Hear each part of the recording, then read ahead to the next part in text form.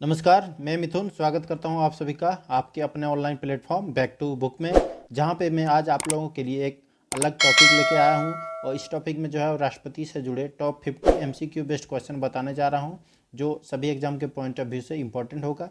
क्योंकि आप लोगों को पता है कि जितने भी एग्जाम होते हैं वो लगभग सभी एग्जाम में राष्ट्रपति से जुड़े एक या दो क्वेश्चन पूछे ही जाते हैं, ठीक है। तो इसलिए मैं इस वीडियो को लाया हूँ और इस वीडियो की सबसे खास बात यह है कि यदि आप लोग एक बार इस वीडियो को पूरा देख लेते हैं ध्यान से, तो आपको बिना रट्टा मारे सभी क्वेश्चन याद हो जाएंगे, ठीक है। इसलिए आप लोग इस वीडियो को अंत तक जरूर देखिएगा और यदि आप लोगों को वीडियो पसंद आए तो वीडियो को लाइक कीजिएगा और अपने दोस्तों के पास शेयर कीजिएगा।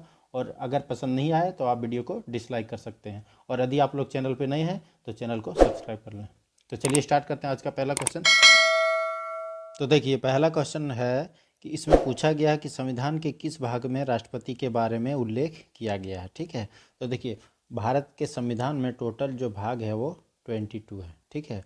और इसमें जो भाग 5 है ये बताता है इसमें राष्ट्रपति के बारे में उल्लेख किया गया है, ठीक है। यानी इस क्वेश्चन का राइट आंसर हो गया ऑप्शन नंबर डी। और भाग 1 जो है वो संघ एवं उसका राज्य क्षेत्र के बारे में बताता है। भाग 2 जो है वो भारत के नागरिकता के बारे में बताता है, यानी भारत की नागरिकता किसको मिलेगा और किस आधार पे मिलेगा, इसका उल्लेख जो है वो भाग 2 बताता है। और भाग 3 जो है वो मौलिक अधिकार के बारे में बताता है। और राष्ट्रपति के बारे में उल्लेख जो है वो भाग 5 में है, यानी इसका right answer option number D. Next question देखिए, नेक्स्ट में पूछा गया है कि भारत के संविधान के तहत भारत का एक राष्ट्रपति होगा, तो इसका उल्लेख किस अनुच्छेद में किया गया है।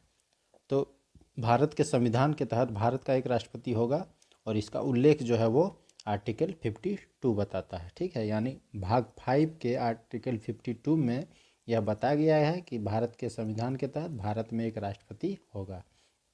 और जो नेक्स्ट आर्टिकल जो है option number B C D, यानी आर्टिकल 55, 56, 58, इसके बारे में आगे का क्वेश्चन में बताऊंगा। नेक्स्ट क्वेश्चन देखिए, नेक्स्ट में पूछा गया है कि राष्ट्रपति पद के चुनाव के लिए न्यूनतम उम्र सीमा कितनी होती है। तो राष्ट्रपति पद के चुनाव के लिए न्यूनतम उम्र सीमा 35 ईयर्स होती है, ठीक है। और 30 ईयर्स जो है वो राज्यसभा के सदस्य की न्यूनतम उम्र सीमा है। 25 जो है वो लोकसभा के सदस्य यानी पीएम बनने के लिए न्यूनतम उम्र सीमा 25 है और राष्ट्रपति के लिए 35 हो गया। और 18 ईयर्स के बारे में जान रहे हैं कि 18 ईयर्स जो है वो मतदान करने के लिए न्यूनतम जो उम्र सीमा है वो 18 साल है। नेक्स्ट क्वेश्चन देखिए, नेक्स्ट में पूछा गया है कि राष्ट्रपति चुने जाने के लिए योग्यताओं का उल्लेख किस अनुच्छेद में किया गया है, ठीक है। तो देखिए, मैं वीडियो के स्टार्ट में आप लोगों को बोला हूँ कि इस वीडियो में आपको ऐसा मिलेगा, लिंक करके बताऊंगा कि आप लोग को आसानी से सारा क्वेश्चन याद हो जाएंगे। तो देखिए, पिछला क्वेश्चन जैसे था कि 35 ईयर्स मिनिमम एज था, यानी वो योग्यता के अंतर्गत आएगा। तो योग्यता जो है उसका किस आर्टिकल में उसका उल्लेख किया गया है, तो आर्टिकल जो है 58, ठीक है। यानी ऑप्शन नंबर सी आर्टिकल 58 राष्ट्रपति के चुनाव के लिए क्या क्या योग्यताएं होती है उसका उल्लेख जो है वो आर्टिकल 58 बताता है, ठीक है। और 52 के बारे में तो पहला क्वेश्चन में पढ़ लिया हूँ कि 58 जो है वो भारत के संविधान के द्वारा बताता है कि भारत का एक राष्ट्रपति होगा, ठीक है। और 55 और 61 के बारे में आगे का क्वेश्चन में पढ़ूंगा। नेक्स्ट देखिए, चलिए उसके पहले आप लोगों को एक छोटा सा इन्फॉर्मेशन दे दूं कि नोबेल प्राइज़ 2020 का जो विजेता है उसका घोषणा तो किया जा चुका है और मैं एक उसका वीडियो अपलोड कर चुका हूं। तो आप लोग अगर वीडियो को नहीं देखें हैं तो आप कमेंट सेक्शन में लिंक है, वहां से वीडियो को देख सकते हैं। और आप हमारे चैनल के प्लेलिस्ट से भी जाके वीडियो को देख सकते हैं। तो इस वीडियो की खास बात यह है कि इस वीडियो में जैसे जो सभी नोबेल प्राइज़ विनर के जो नाम हैं, जैसे मान लीजिए मेडिसिन का नोबेल प्राइज़ किसको मिला है, ठीक है, उसका नाम क्या है। तो आपको नाम याद नहीं रखना पड़ेगा, सिर्फ राम याद रखेंगे, ठीक है। तो इसी के आधार ट्रिक से आपको मेडिसिन का नोबेल किसको किसको मिला है वो आपको बता सकिएगा। जैसे यहाँ पे लास्ट में एम है, ठीक है, एम से मेडिसिन हो गया और ठीक है, तो मेडिसिन का नोबेल किसको मिला है, तो राम को मिला है। तो वो राम का जो डिटेल है फुल फॉर्म क्या होगा वो मैं वहाँ के वीडियो में बताया हूँ, इसलिए आप लोग उस वीडियो को देख लें, आप लोग आसानी से सभी का नाम याद रख सकेंगे। चलिए अगला क्वेश्चन देखिए, अगला क्वेश्चन पूछा गया है कि रामनाथ कोविंद कितने नंबर के राष्ट्रपति हैं, ठीक है। यानी उनका क्रमांक पूछा गया है, व्यक्ति के तौर पे वे कितने क्रमांक में राष्ट्रपति बने हैं, ठीक है। तो वो हो जाएगा right answer option number B, यानी 14वें नंबर के राष्ट्रपति जो हैं वो रामनाथ कोविंद हैं। नेक्स्ट देखिए, नेक्स्ट पूछा गया है कि राष्ट्रपति को नियुक्त कौन करता है। तो राष्ट्रपति का नियुक्त का ये मतलब नहीं है कि वो जिसको चाहे नियुक्त कर सकते हैं, ठीक है। यानी निर्वाचित होने के बाद जो है उनको नियुक्ति पत्र दिया जाता है, यानी शपथ दिलाया जाता है, किसके द्वारा दिलाया जाता है। तो इसका right answer option number B, ठीक है। यानी भारत के मुख्य न्यायाधीश जो है राष्ट्रपति को नियुक्त करते हैं। अब यहाँ नियुक्ति की बात है तो देखिए इसमें नियुक्ति में कौन कौन भाग लेता है, ठीक है। तो देखिए निर्वाचन में कौन कौन भाग लेता है राष्ट्रपति के निर्वाचन में। तो देखिए संसद के दोनों सदनों के निर्वाचित सदस्य, राज्य विधानसभा के निर्वाचित सदस्य और दिल्ली पांडिचेरी विधानसभाओं के निर्वाचित सदस्य। तो यहाँ ध्यान देने वाली बात है कि जितने भी मनोनीत सदस्य हैं वो भाग नहीं लेते हैं, सिर्फ निर्वाचित सदस्य भाग लेते हैं। तो इसका right answer option number D हो जाएगा। नेक्स्ट क्वेश्चन देखिए।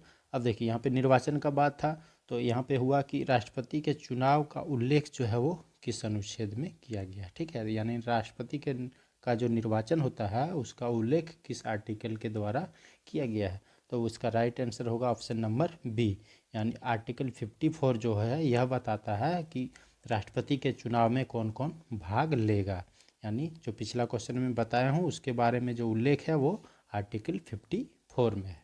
नेक्स्ट देखिए, नेक्स्ट में पूछा गया है कि राष्ट्रपति के चुनाव का तरीका का उल्लेख, ठीक है। तो देखिए वहाँ पे पिछला क्वेश्चन था राष्ट्रपति के चुनाव का उल्लेख किस आर्टिकल में है, तो 54 था।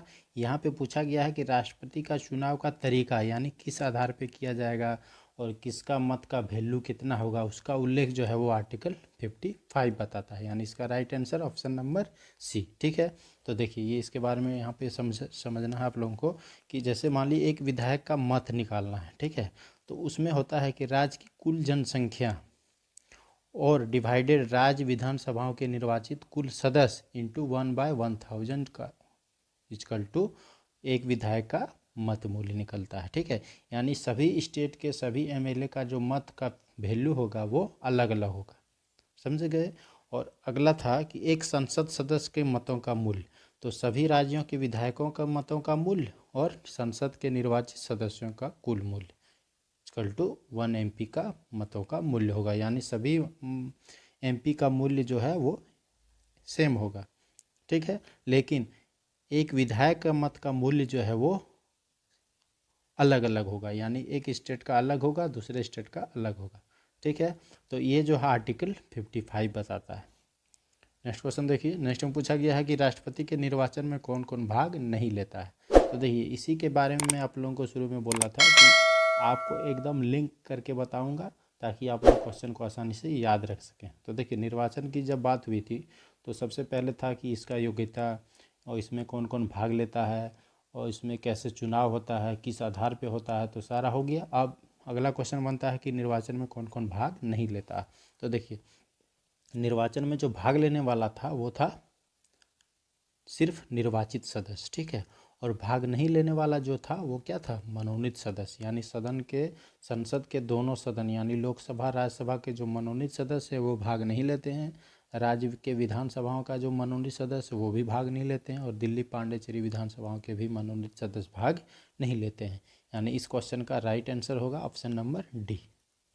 नेक्स्ट क्वेश्चन देखिए। नेक्स्ट में पूछा गया कि राष्ट्रपति चुनाव से संबंधित सभी विवादों की जांच व फैसले कौन करता है। तो देखिए अब चुनाव हो जाएगा तो उसके बाद किसी किसी चुनाव में जैसे मान लीजिए कुछ विवाद हो गया, ठीक है, तो उसका जांच करने का अधिकार और उस पर फैसला सुनाने का अधिकार किसके पास है, संसद के पास, उपराष्ट्रपति के पास, प्रधानमंत्री के पास या सुप्रीम कोर्ट के पास। तो इसका राइट आंसर होगा ऑप्शन नंबर डी, यानी सुप्रीम कोर्ट के पास यह अधिकार होता है कि वो राष्ट्रपति के चुनाव में संबंधित जितने भी विवाद हो उसकी जांच करे और उसके बारे में फैसला दे, ठीक है। और ये जो फैसला दे देंगे वो अंतिम फैसला होगा। तो चलिए अब इसके बारे में पढ़ते हैं इसका आर्टिकल। तो राष्ट्रपति के चुनाव के संबंधित सभी मामलों का निपटारा जो है वो सुप्रीम कोर्ट करता है, वो हम लोग पढ़ चुके हैं। तो इसका उल्लेख जो है वो किस आर्टिकल में किया गया है ये हम लोगों को बताना है। तो इसका राइट आंसर होगा ऑप्शन नंबर डी, यानी आर्टिकल 71 बताता है कि सुप्रीम कोर्ट जो है वो राष्ट्रपति से संबंधित जितने भी विवाद हो चुनाव में उसका निपटारा और उस पर फैसला जो है वो सुप्रीम कोर्ट देगा, वो आर्टिकल 71 में। नेक्स्ट क्वेश्चन देखिए। नेक्स्ट में पूछा गया है कि राष्ट्रपति को पद की शपथ किसके द्वारा दिलाई जाती है। तो इसके बारे में मैं बता चुका हूँ कि भारत के मुख्य न्यायाधीश जो हैं वो राष्ट्रपति को शपथ दिलाते हैं, ठीक है। नेक्स्ट क्वेश्चन देखिए। नेक्स्ट में पूछा गया कि राष्ट्रपति द्वारा शपथ, देखिए अब शपथ की बात आई तो अब शपथ का उल्लेख किस आर्टिकल में किया गया है, ठीक है। तो मैं इसी के बारे में शुरू में वीडियो में बोला हूँ कि आप लोगों को एकदम ऐसा लिंक करके बताऊंगा कि आप लोग अगर एक बार ध्यान से वीडियो को पूरा देख लेते हैं तो ये आपको रट्टा मारने का ज़रूरत नहीं पड़ेगा, ठीक है। तो यदि आप लोगों को सही में लग रहा हो कि मैं समझाने में आप लोगों को कामयाब हो रहा हूँ तो आप कमेंट करके ज़रूर बताएं। तो इससे क्या होगा कि मैं आगे का भी जो वीडियो है वो आप लोगों को बताऊँगा। तो इसका जो राइट आंसर है हो जाएगा ऑप्शन नंबर डी, यानी आर्टिकल 60 जो है वो राष्ट्रपति के शपथ ग्रहण के बारे में बताता है। नेक्स्ट क्वेश्चन देखिए, नेक्स्ट में पूछा गया है कि राष्ट्रपति का कार्यकाल कितने वर्ष का होता है, ठीक है। तो देखिए फिर राष्ट्रपति का शुरू में चुनाव हुआ, फिर वो कौन भाग लेगा कौन नहीं लेगा, किस आधार पे होगा, ठीक है, ये हो गया। और कौन शपथ दिलाएगा, किस आधार पे शपथ होगा, सारा चीज़ होने के बाद अब कितना कार्यकाल कितना होगा, ठीक है। यानी एकदम शुरू से स्टार्ट करके आपको लास्ट तक बताऊंगा, एक भी क्वेश्चन इससे ज़्यादा आगे नहीं छूटने वाला है। तो राष्ट्रपति का कार्यकाल का जो कार्यकाल का कितने वर्ष का होता है वो 5 वर्ष का होता है, यानी इसका राइट आंसर होगा ऑप्शन नंबर ये, ठीक है। तो देखिए राष्ट्रपति का कार्यकाल जो है वो 5 साल का होता है, ठीक है। लेकिन जब तक इनका उत्तराधिकारी पद को ग्रहण नहीं करे, यानी यदि 5 साल होने के बाद अगर राष्ट्रपति जो है इनका उत्तराधिकारी नहीं आए तो उसके बाद भी ये, उसके उपरांत तक भी ये राष्ट्रपति बने रहेंगे, ठीक है। अब इसका उल्लेख देखिए कि राष्ट्रपति का कार्यकाल जो का उल्लेख किस आर्टिकल में किया गया है। तो राष्ट्रपति जो है कितना दिन तक कार्य करेंगे, इनका कार्यकाल कितना होता है, और कार्यकाल पूरा होने के बाद यानी 5 साल पूरा होने के बाद वो कब तक राष्ट्रपति बने रह सकते हैं। तो इसका जो उल्लेख है वो आर्टिकल 59 में बताया गया है, यानी ऑप्शन नंबर डी इसका राइट आंसर होगा। नेक्स्ट क्वेश्चन देखिए, नेक्स्ट में पूछा गया है कि राष्ट्रपति पर संविधान के उल्लंघन करने पर महाभियोग चलाकर हटाया जा सकता है, तो वो किसके द्वारा महाभियोग लगाया जाता है, ठीक है। तो देखिए ऑप्शन है प्रधानमंत्री, लोकसभा स्पीकर, संसद या सुप्रीम कोर्ट। तो इसका राइट आंसर होगा ऑप्शन नंबर सी, यानी राष्ट्रपति पर संविधान का उल्लंघन करने पर महाभियोग जो है वो संसद द्वारा चलाया जाता है, यानी इसका right answer option number C. Next question देखिए, नेक्स्ट में पूछा गया है कि राष्ट्रपति पर महाभियोग जो चलाया जाएगा उसका उल्लेख किस आर्टिकल में किया गया है, यानी किस आर्टिकल में यह बताया गया है कि राष्ट्रपति पर महाभियोग संसद द्वारा चलाया जाएगा। तो उसका राइट आंसर होगा ऑप्शन नंबर डी, यानी आर्टिकल 61 जो है वो राष्ट्रपति पर महाभियोग की प्रक्रिया के बारे में बताता है। नेक्स्ट क्वेश्चन देखिए, नेक्स्ट में पूछा गया है कि राष्ट्रपति के महाभियोग में कौन कौन भाग लेगा, ठीक है। तो देखिए दोनों सदनों के नामांकित सदस्य, विधानसभाओं के नामांकित सदस्य, दिल्ली पांडिचेरी के नामांकित सदस्य या उपयुक्त सभी। तो देखिए राष्ट्रपति के निर्वाचन में जो है वो दोनों सदन के निर्वाचित सदस्य, और विधानसभाओं के निर्वाचित और दिल्ली पांडिचेरी विधानसभा के निर्वाचित, यानी सिर्फ निर्वाचित सदस्य भाग लेते थे, ठीक है। लेकिन इसमें जो है महाभियोग में वो विधानसभाओं के ना तो निर्वाचित ना तो मनोनीत वो भाग नहीं लेते हैं, यानी इसमें जो सिर्फ है दोनों सदन यानी लोकसभा और राज्यसभा के निर्वाचित सदस्य और मनोनीत सदस्य यानी नामांकित सदस्य भाग लेते हैं। तो इसका राइट आंसर होगा ऑप्शन नंबर ए। नेक्स्ट देखिए, नेक्स्ट पूछा गया है कि कौन भाग महाभियोग में कौन भाग नहीं लेता है, ठीक है। तो देखिए कौन भाग लेता है, तो ऑप्शन ए नंबर जो था वो भाग लेता था, और बी सी सेम ऑप्शन है, तो बी सी जो है वो भाग नहीं लेता, यानी इसका राइट आंसर होगा ऑप्शन नंबर डी। नेक्स्ट देखिए, नेक्स्ट में पूछा गया कि राष्ट्रपति का पद रिक्त होने पर कार्यवाहक राष्ट्रपति के रूप में कौन कार्य करता है। तो देखिए राष्ट्रपति का पद रिक्त हो जाए तो कार्यवाहक राष्ट्रपति के रूप में जो है वो उपराष्ट्रपति कार्य करते हैं, यानी इसका राइट आंसर होगा ऑप्शन नंबर सी। नेक्स्ट देखिए, अब नेक्स्ट में पूछा गया है कि उपराष्ट्रपति राष्ट्रपति का कार्यवाहक राष्ट्रपति के रूप में कार्य करते हैं तो किस आधार पे करते हैं, यानी किस आर्टिकल के आधार पे वो करते हैं, तो उसका उल्लेख किस आर्टिकल में किया गया है। तो इसका right answer option number D हो जाएगा, यानी आर्टिकल 65 के द्वारा उपराष्ट्रपति राष्ट्रपति के रूप में कार्यवाहक राष्ट्रपति के रूप में कार्य करते हैं। नेक्स्ट क्वेश्चन देखिए, नेक्स्ट में पूछा गया है कि राष्ट्रपति का पद रिक्त होने पर कार्यवाहक राष्ट्रपति के रूप में उपराष्ट्रपति कार्य करता है। इसके इतना यहाँ तक हम लोग पिछला क्वेश्चन पढ़ चुके हैं। आगे इसमें ऐड किया गया है कि यदि उपराष्ट्रपति का भी पद रिक्त हो जाए तब कार्यवाहक राष्ट्रपति के रूप में कौन कार्य करेगा। उस टाइम जो है भारत के मुख्य न्यायाधीश यानी CJI जो हैं वो कार्यवाहक राष्ट्रपति के रूप में कार्य करते हैं, ठीक है। नेक्स्ट क्वेश्चन देखिए, नेक्स्ट में पूछा गया है कि भारत के प्रथम मुख्य न्यायाधीश का नाम बताइए जिन्होंने कार्यवाहक राष्ट्रपति के रूप में कार्य किया था। तो इसका राइट आंसर हो जाएगा ऑप्शन नंबर सी, यानी जस्टिस एम हिदायतुल्लाह जो है वो प्रथम सीजेआई हैं जो कार्यवाहक राष्ट्रपति के रूप में कार्य किए थे। ठीक है, तो देखिए ये जो है 69 में जब डॉक्टर जाकिर हुसैन का अपने कार्यकाल के दौरान उनका निधन हो गया तो उस टाइम तत्कालिक जो उपराष्ट्रपति थे वो वीवी गिरी थे। ठीक है, तो वो कार्यवाहक राष्ट्रपति के रूप में कार्य किए, लेकिन जब उपराष्ट्रपति वीवी गिरी जो है राष्ट्रपति चुनाव में भाग लेने के लिए उनको त्यागपत्र देना पड़ा, तो उस टाइम पहली बार सीजेआई एम हिदायतुल्लाह जो है वो कार्यवाहक राष्ट्रपति के रूप में कार्य किए।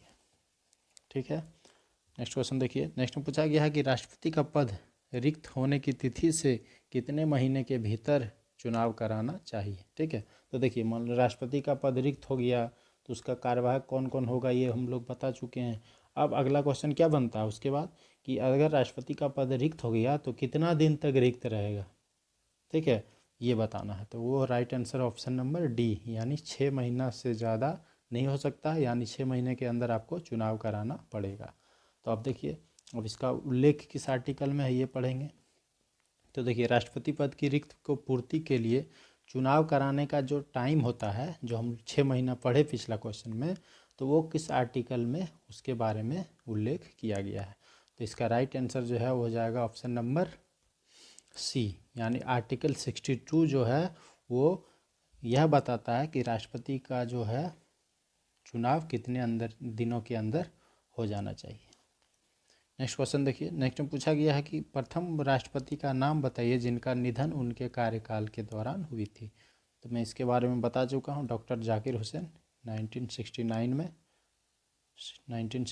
में इनकी निधन उनके कार्यकाल के दौरान हुई।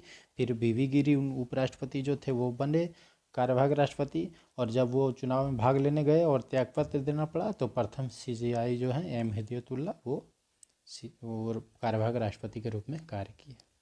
नेक्स्ट देखिए। नेक्स्ट में पूछा गया है भारत के प्रथम राष्ट्रपति कौन थे जिनका निर्वाचन निर्विरोध हुआ था। तो निर्विरोध निर्वाचित होने वाले फर्स्ट जो राष्ट्रपति थे वो थे नीलम संजीव रेड्डी।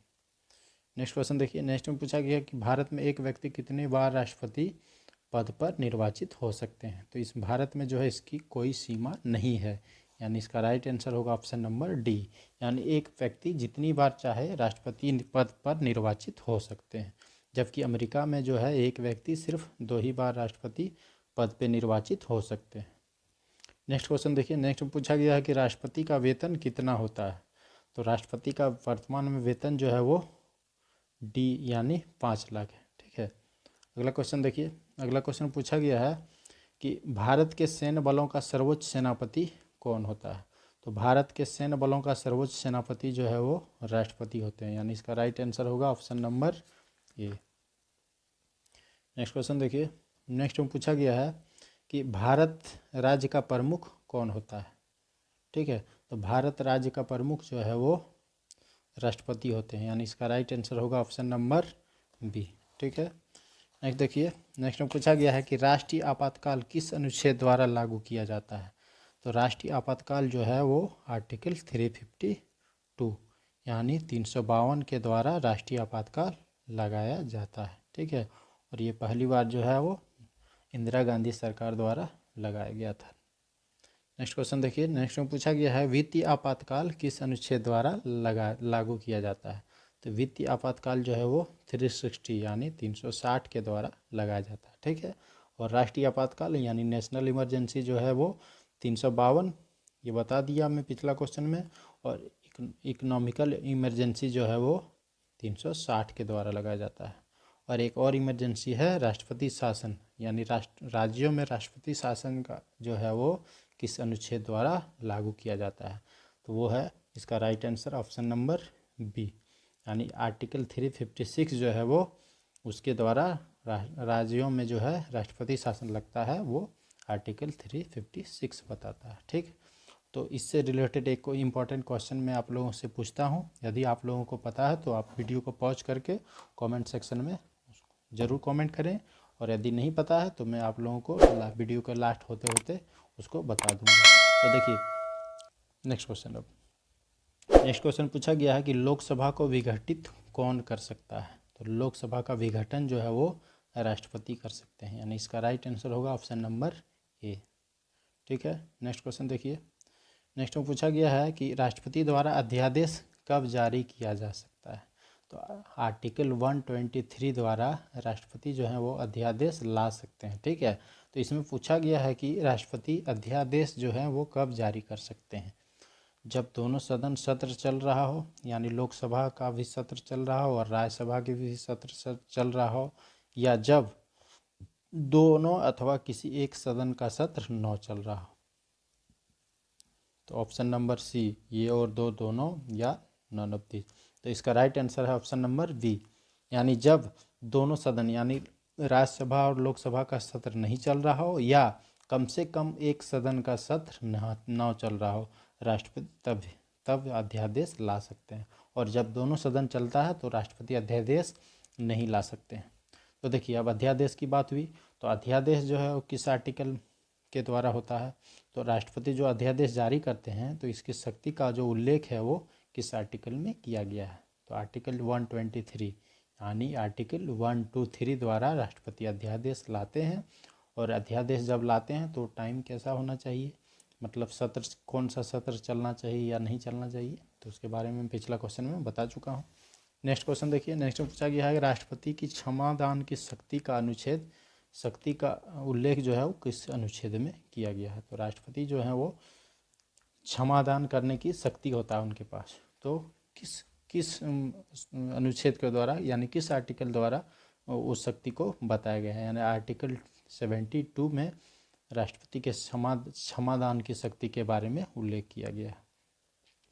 नेक्स्ट क्वेश्चन देखिए। नेक्स्ट में पूछा गया है सर्वोच्च न्यायालय से सलाह लेने की शक्ति किसके पास होता है। तो सर्वोच्च न्यायालय से सलाह लेने की शक्ति जो है वो राष्ट्रपति के पास होता है, यानी इसका राइट आंसर है ऑप्शन नंबर सी।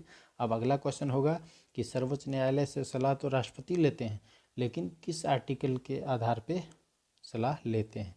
तो देखिए, राष्ट्रपति का सर्वोच्च न्यायालय से सलाह लेने की शक्ति का उल्लेख किस आर्टिकल में किया गया है। तो आर्टिकल जो है वो हो जाएगा 143। ठीक है, यानी 143 आर्टिकल जो है वो सर्वोच्च न्यायालय से सलाह लेने की शक्ति राष्ट्रपति के पास होता है, वो आर्टिकल 143 बताता है। नेक्स्ट क्वेश्चन देखिए। अब वीटो शक्ति के बारे में पूछा जा रहा है। तो राष्ट्रपति के उस वीटो शक्ति को क्या कहते हैं जब वह विधेयक पर न तो कोई सहमति देता है, न अस्वीकृति करता है और न ही लौटाता है, परंतु एक अनिश्चित काल के लिए विधेयक को लंबित कर देता है। तो जब वह विधेयक, किसी विधेयक को, जैसे कि कोई भी विधेयक जो है वो लोकसभा और राज्यसभा से पारित होकर राष्ट्रपति के पास आता है, ठीक है, और अगर उसमें राष्ट्रपति अपना सहमति दे देते हैं तो वो विधेयक जो है वो कानून बन जाता है, ठीक है। लेकिन यदि राष्ट्रपति उस विधेयक को पर न तो कोई सहमति देगा और न ही अस्वीकृत करेगा और न ही लौटाएगा, परंतु उसको एक अनिश्चित काल के लिए लंबित कर देगा, तो यह वीटो शक्ति जो है इसका क्या नाम है। तो इस वीटो शक्ति को पॉकेट वीटो शक्ति बोला जाता है। यानी राष्ट्रपति का पॉकेट वीटो शक्ति जो है वो यह बताता है कि वह विधेयक को न तो सहमति देगा, न तो अस्वीकृत करेगा और न ही लौटाएगा, परंतु एक अनिश्चित काल के लिए विधेयक को लंबित कर देगा। नेक्स्ट विधेयक वीटो शक्ति देखिए।